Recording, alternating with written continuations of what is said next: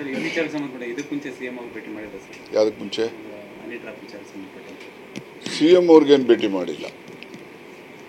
ಅಂದರೆ ಅವರು ಸಿಎಂ ಅವರು 3 ಗಂಟೆಗೆ ಬಂದು ಉತ್ತರ ಹೇಳೋದಿತ್ತಲ್ಲ, ನಾನು ಭೇಟಿ ಮಾಡಬೇಕು ಅಂತೇಳಿ ಹೋದೆ. ಎಲ್ಲಿಗೆ? ಮನೆಗೆ, ಆಫೀಸ್ಗಲ್ಲ. ಸುಮ್ಮನೆ ಆಫೀಸ್ ಬಂದೇ ಹೋದ್ರು ಅಂತೇಳಿ ಬೇರೆಯವ್ರು ಹೇಳ್ತಾರೆ. ಆಫೀಸಲ್ಲಿ ಏನು ಚರ್ಚೆ ಆಗಲಿಲ್ಲ. ಬಂದು 3 ಗಂಟೆಗೆ ಉತ್ತರ ಹೇಳ್ತೀನಿ ಅಂತ ಹೇಳ್ತಾ ಇದ್ರು ಅಷ್ಟೇ.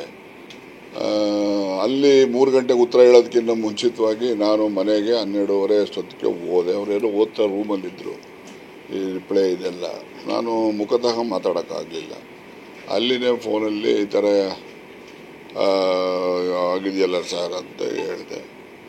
ಅವರಿದ್ದವರು ನೋಡಪ್ಪ ಅದು ಏನು ಸರಿ ಅಂತ ನಿನಗೆ ದೇವ್ರ ಬುದ್ಧಿ ಕೊಡ್ತಾನೆ, ಆ ರೀತಿ ಮಾಡ್ಕೋ ಅಂತ ಹೇಳಿದ್ರು. ಅಷ್ಟು ಬಿಟ್ಟರೆ ಅವರೇನು ಮತ್ತೆ ನನಗೆ ಯಾವುದೇ ರೀತಿಯ ಮಾರ್ಗದರ್ಶನ ಏನಿಲ್ಲ. ನಿನಗೇನು ಬುದ್ಧಿ ಕೊಡ್ತಾನೆ ಅದು.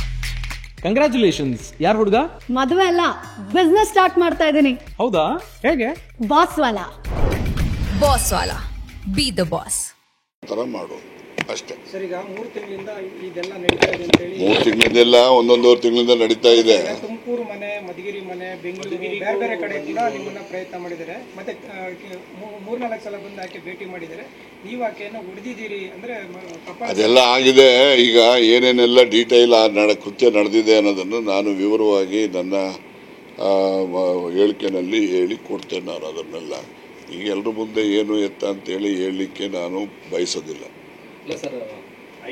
ಬೆಂಗಳೂರು ಆಫೀಸಲ್ಲಿ ಆಗಿರೋದು ಎಲ್ಲೋ ಆಗಿದ್ದವೆಲ್ಲ ಹೇಳ್ತೀನಿ ನಡಿ. ಹೈಕಮಾಂಡ್ಗೆ ನೋಡೋಣ. ನಮ್ಮ ಈಗ ಸತೀಶ್ ಜಾರಕಿಹೊಳಿ ಅವರು ಕೂಡ ಇದ್ರ ಬಗ್ಗೆ ನಾವು ತೀವ್ರವಾಗಿ ತಗೋಬೇಕು ಅಂತ ಹೇಳಿದ್ದಾರೆ. ತೀವ್ರವಾಗಿ ತಗೋಬೇಕು ಅಂದರೆ ಯಾವ ರೀತಿ ತೀವ್ರತೆ ಅಂತಕ್ಕಂಥದ್ದನ್ನು ಅವರ ಬಾಯಿಂದನೇ ಕೇಳಿ ನಾವೆಲ್ಲ ಏನು ಒಂದು ಲೈಕ್ ಮೈಂಡೆಡ್ ಇದ್ದೀವಿ, ಎಲ್ಲ ಕೂತ್ಕೊಂಡು ಮಾತಾಡಿ ಮುಂದೆ ತೀರ್ಮಾನ ಮಾಡ್ತೀವಿ.